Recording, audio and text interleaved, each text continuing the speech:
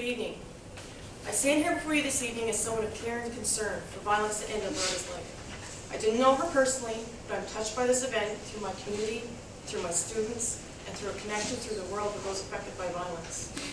I've never felt so in touch with Hopedale, and I'm glad we're until I moved here. And it's until I moved here that the women I volunteer with, the young women I inspire at work, and the women that are making a difference beside me every day, those are your victims. Those are also the people that are going to make the change. I'm not a victim of myself, but I see my sister struggle as a search for the body of her friend, Anne-Marie Sharon, only to find her murdered and her body thrown to the side of the road, leaving her 4-year-old boy with no mother. I stood by for 3 years as this case entered the justice system, a problematic one at best. And I shed the tears as they found him guilty of second-degree murder, 17 years without parole. The ironic part is my sister, educated, beautiful, just like Loretta, was also a victim of violence. She was robbed of all her securities, even the phone calls and the internet connections, and thrown to the ground in a wrestle outside of her own home. I can't thank the family and friends who came to her rescue enough that day. But she was lucky, and maybe Anne saved her because she showed her the signs. But not everyone is so lucky. Nelson Mandela said, a good head and a good heart are a formidable combination.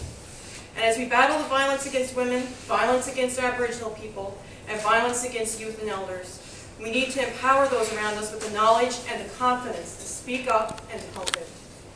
Our awareness is growing. We have Respect Ed programs, we have commercials, we have buffs that we pass out at great events. And Loretta herself dedicated her education to investigating the lost lives of Aboriginal women. She took a life path, she changed it, and she empowered herself to help others. And there are many things that put women like Loretta at risk, and at times things we can't prevent, and many times things we don't understand. Some of this will never make sense to you, and as the court drags out over the years, there's going to be things that make you question more, there's going to be things that are going to make you more angry, but there's also going to be things that are going to motivate you more. And more times than not, the victims of violence are hurt by people they know. It might be a partner, it might be a community member, it might be someone you lease an apartment from. These women suffer the physical wounds, such as the scrapes, the bruises, but they also suffer deep inside. A fear, depression, low self-esteem, taken advantage of for their kindness. Innocent situations can turn bad when women without access to communication tools, such as cell phones, internet access, or even in communities where weapons are easily available. Women like Loretta, surrounded by a social network, doing profound work for her people, are just some of the victims that we see. Others look like the women from my home community, who attended a university in Montreal only to be standing in her apartment when a bitter ex-boyfriend came in and took her life.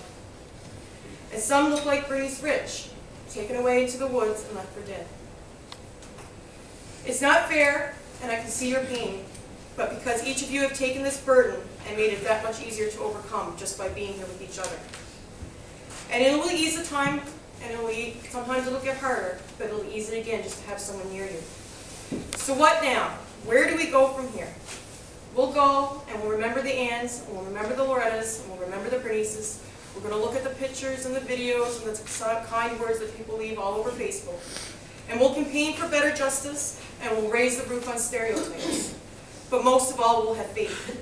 We'll have faith that you and I are part of this world that can impact it just like Loretta did. And we'll have faith that you and I can help those struggling in abusive relationships by the listening, by reporting it, by showing an example of what a healthy relationship is.